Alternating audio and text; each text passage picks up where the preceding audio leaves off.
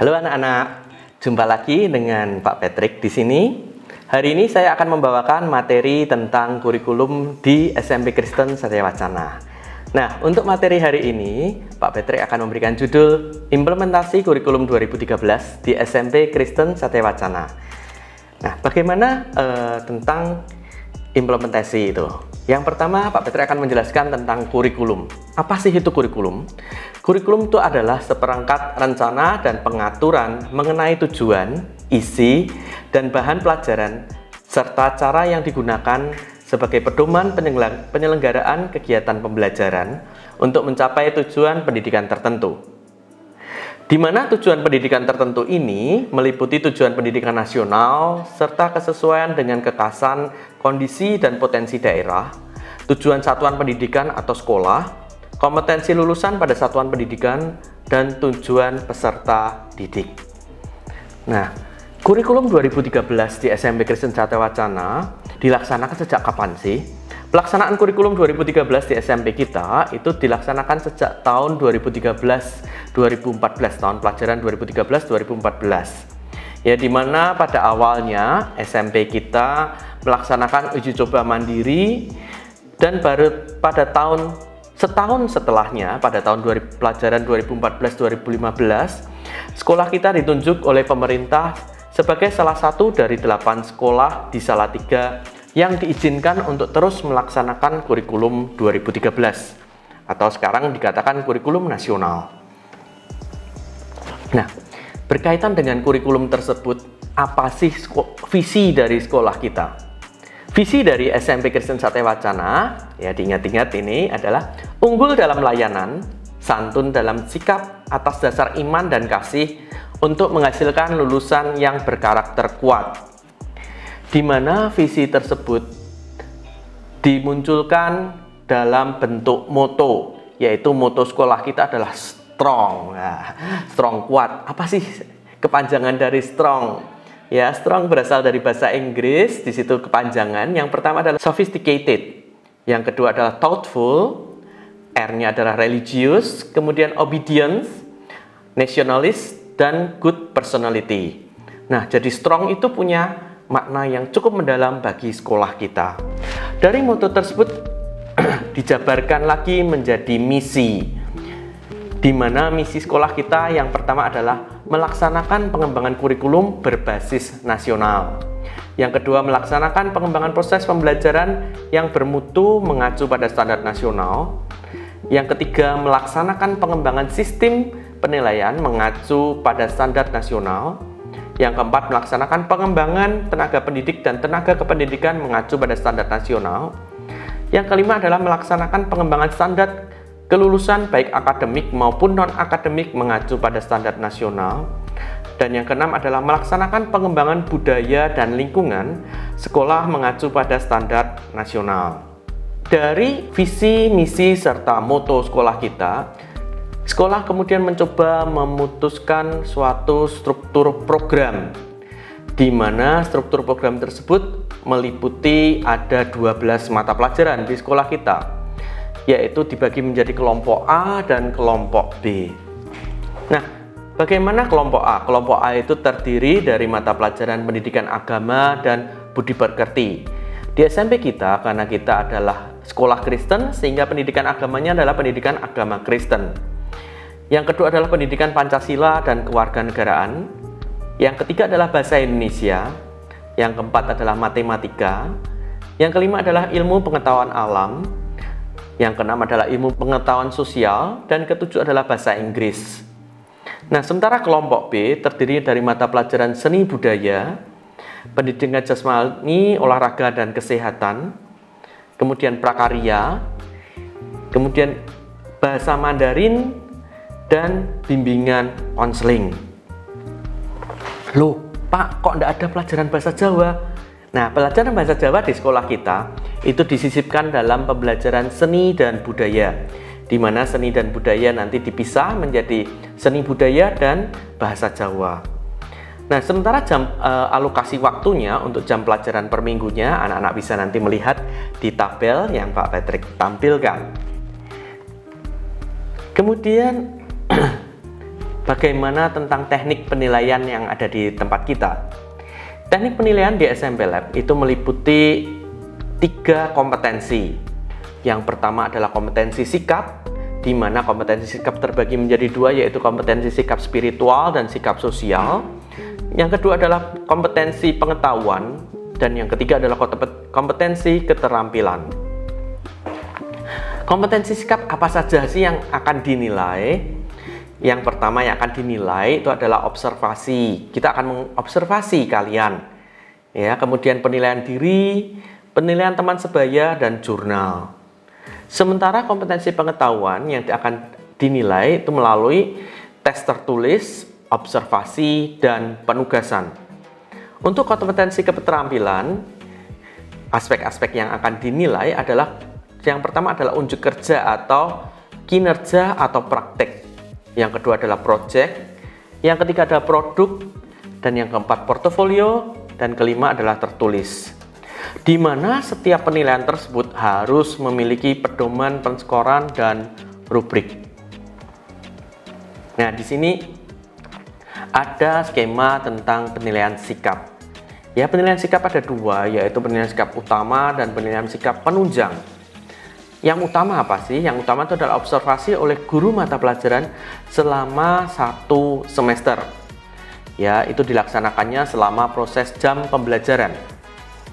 Yang kedua adalah observasi oleh guru BK dan wali kelas selama 1 semester.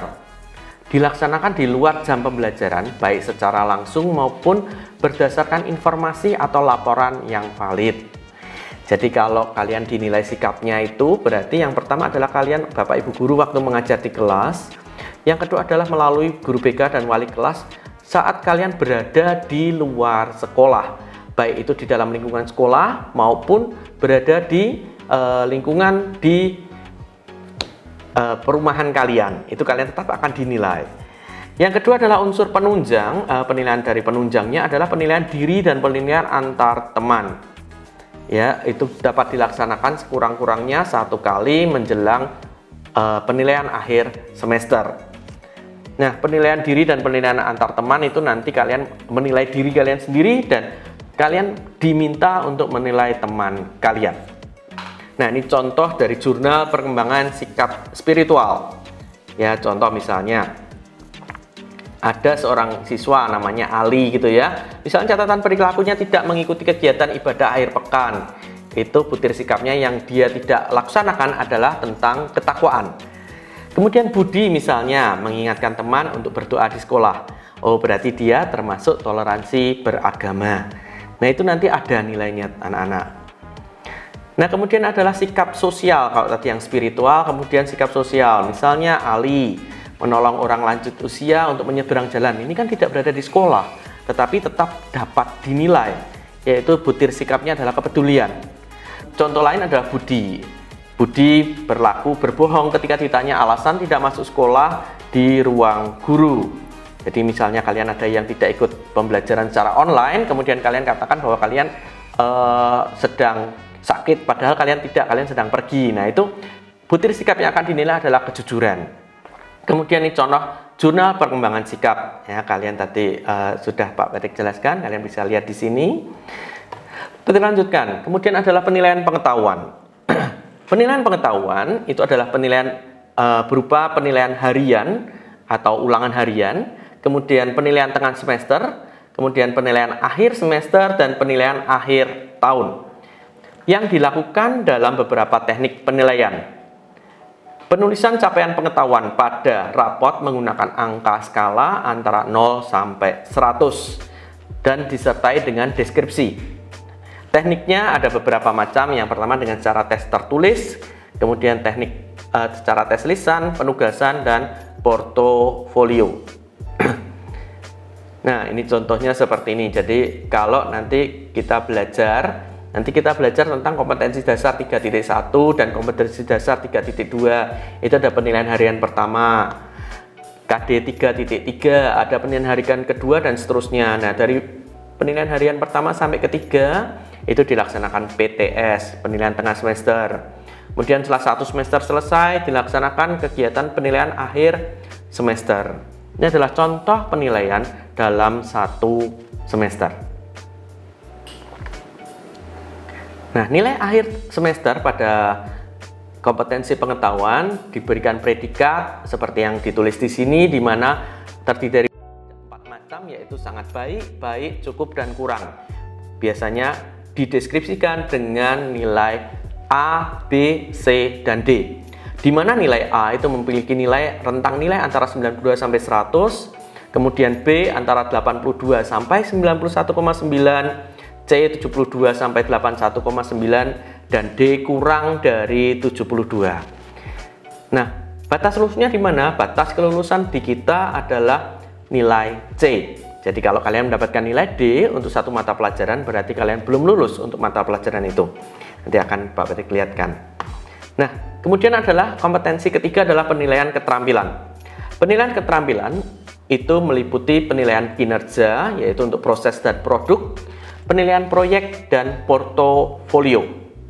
Predikatnya sama seperti tadi, penilaian pengetahuan yaitu A, B, C, dan D. Angkanya juga sama. Nah,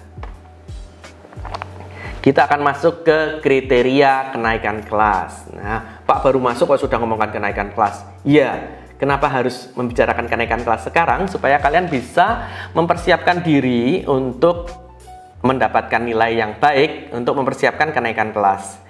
Nah, seorang anak, seorang siswa dinyatakan naik kelas di SMP kita itu yang bila memenuhi beberapa syarat. Yang pertama adalah menyelesaikan seluruh program pembelajaran dalam 2 semester pada tahun yang diikuti. Jadi misalnya kalian belajar di semester 1, tapi semester 2 saya males Pak, mau berhenti. Tidak bisa. Ya, kalian tetap harus ikut pelajaran dari semester 1 dan 2. Yang kedua adalah deskripsi sikap baik untuk penilaian sikap. Jadi penilaian sikap kalian minimal baik. Ya, berkat Tuhan kalau kalian bisa mendapatkan nilai sangat baik. Tapi kalau nilainya cukup bisa Pak. Nah, kalau nilai cukup belum bisa naik kelas. Yang ketiga adalah nilai ekstrakurikuler. Pendidikan kepramukaan minimal baik. Pramuka ini adalah ekstra wajib yang harus kalian ikuti. Dan nilainya minimal adalah baik. Yang keempat, tidak memiliki lebih dari 2 mata pelajaran yang masing-masing nilai kompetensi pengetahuan dan atau kompetensi keterampilannya di bawah KKM atau belum tuntas. Tadi seperti dikatakan nilai D. Nah, karena ketuntasan belajar yang dimaksud pada kenaikan kelas adalah ketuntasan dalam konteks kurun waktu belajar 1 tahun, apabila ada mata pelajaran yang tidak mencapai KKM pada semester ganjil dan genap pada tahun pelajaran tersebut. Nah, di sini Pak Patrick punya contoh. Ya, misalnya mata pelajaran bahasa Inggris siswa A di kelas 8 pada semester ganjil nilainya adalah 56, padahal KKM-nya 72. Semester genap nilainya 80. Nah, pada saat di rata-rata nilai semester 1 dan 2, 56 tambah 80 dibagi 2, ternyata nilainya baru 68. Maka anak tersebut dinyatakan tidak tuntas atau belum lulus di mata pelajaran bahasa Inggris. Yang berikutnya adalah ketuntasan belajar minimal sekurang-kurangnya 72. Satuan pendidikan dapat menetapkan KKM lebih dari 72 dengan memperhatikan kemampuan awal peserta didik, kerumitan kompetensi, dan daya dukung satuan pendidikan tersebut. Jadi sampai hari ini KKM di sekolah kita masih 72 ya anak-anak. Yang terakhir, kriteria kenaikan kelasnya adalah seorang peserta didik dinyatakan naik atau tidak berdasarkan rapat pleno Dewan Guru dengan mempertimbangkan kebijakan sekolah seperti misal minimal kehadiran, ketaatan pada tata tertib, dan peraturan lain yang berlaku di sekolah. Jadi kalau semua komponen tadi sudah kalian penuhi, ternyata ada hal-hal lain yang menurut sekolah kalian tidak layak untuk naik kelas, itu nanti di rapat Dewan Guru bisa ditentukan. Atau misalnya seseorang anak itu nilainya belum tuntas tapi dia punya kehadiran yang baik, sikap yang baik dan lain sebagainya, mungkin di rapat Dewan Guru bisa nilainya diremedi untuk kalian bisa naik kelas. Jadi tidak perlu khawatir ya. Yang penting persiapkan diri kalian selama kelas 7 ini dengan baik supaya setelah kalian nanti di SMP bisa naik kelas 8. Nah, ini contohnya Pak Patrick punya contoh untuk bagaimana ketuntasan. Ya, ini contoh nilai semester 1 dan semester 2, misalnya PKN. Pengetahuannya 75, keterampilannya 75. Nilai semester 2-nya pengetahuan 75, keterampilan 75.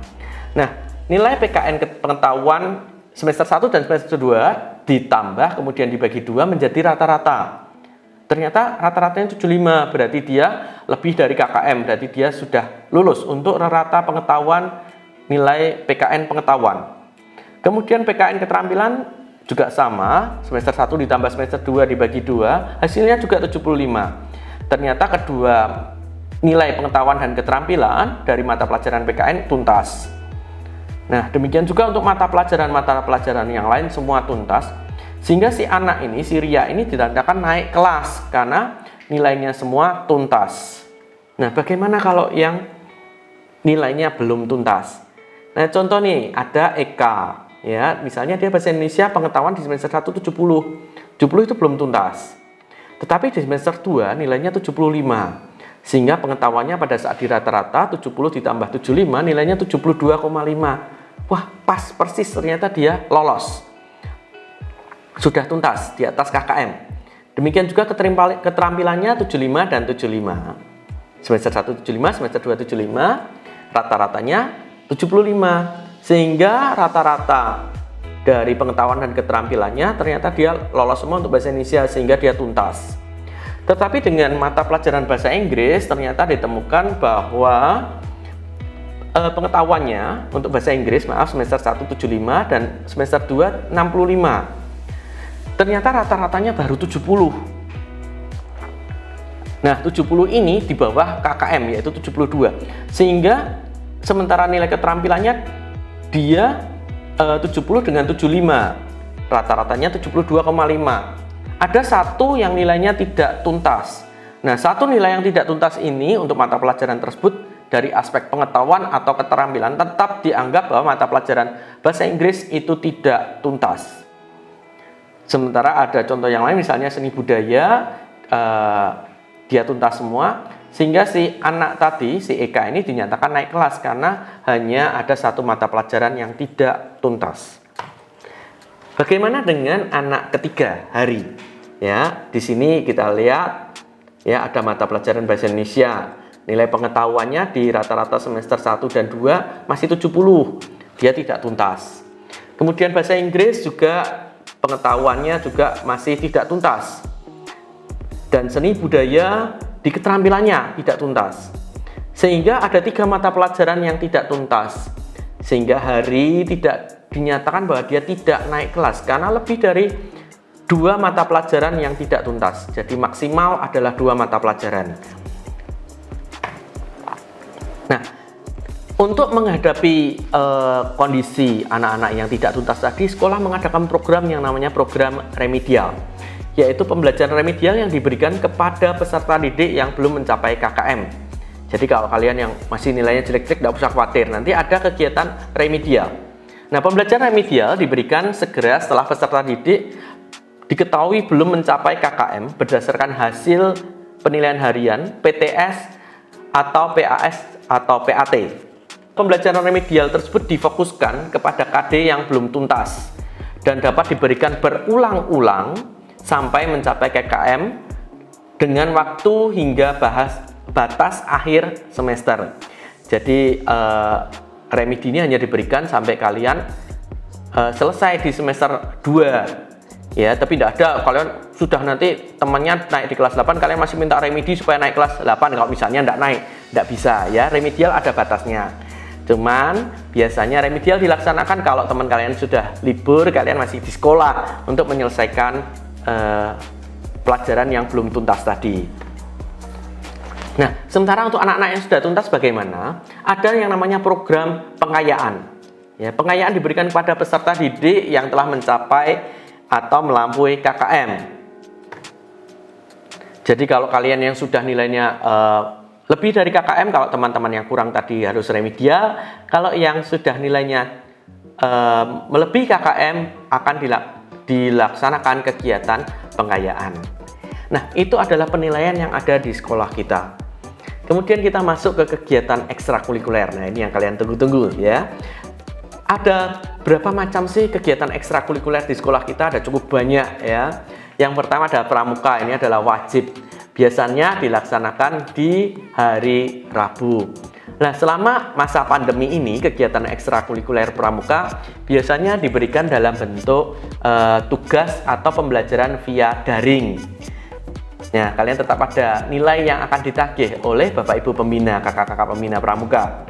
Kemudian ada ekstra basket. Ekstra basket kita adalah salah satu ekstra unggulan di SMP Lab. Ya, kemudian ada kegiatan ekstra English Club, Math Club, dan Science Club.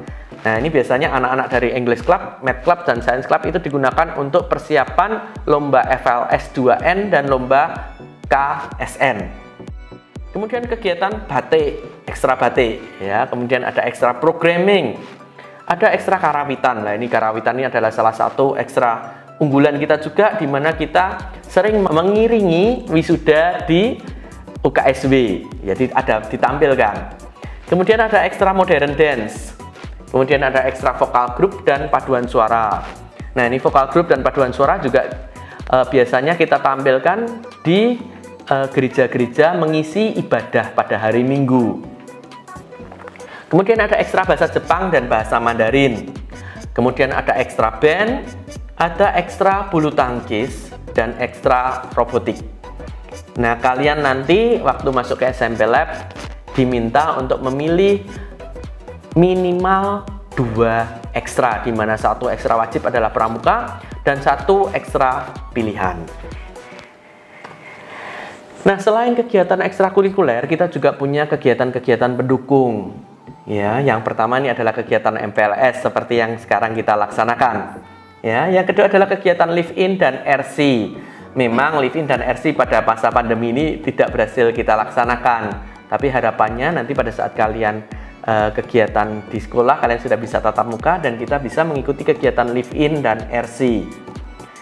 Kemudian kegiatan latihan dasar kepemimpinan siswa LDKS, itu untuk kalian yang menjadi calon pengurus OSIS. Kemudian kegiatan kemah pramuka, kegiatan studi lapangan, ada studi lapangan kecil untuk kelas 7 dan studi lapangan ke Bali untuk kelas 8. Tapi selama pandemi ya mohon maaf belum bisa kita laksanakan, tapi semoga tahun ini bisa kita laksanakan ya. Berikutnya adalah International Field Study yang sudah pernah kita laksanakan. Kita sudah pernah pergi ke beberapa negara. Yang pertama ke Singapura, Malaysia, yang kedua ke Thailand, dan yang ketiga kita kembali ke Singapura. Nah, harapannya setelah pandemi kita bisa berangkat lagi ya anak-anak. Kemudian kegiatan ekstrakurikuler, kegiatan remediasi dan pengayaan, kemudian kegiatan seminar, PPK dan literasi, dan yang terakhir adalah kegiatan bulan bahasa. Ini kegiatan yang mungkin banyak dari kalian sudah pernah kenal kegiatan bulan bahasa waktu kalian di SD, ikut lomba bulan bahasa di SMP ya. Nah, demikian materi yang Pak Patrick berikan pada hari ini berkaitan dengan kurikulum. Harapan Pak Patrick kalian semua enjoy dengan kegiatan MPLS dan kalian menikmati. Tetap sehat, tetap semangat. Salam dari SMP Lab. Terima kasih.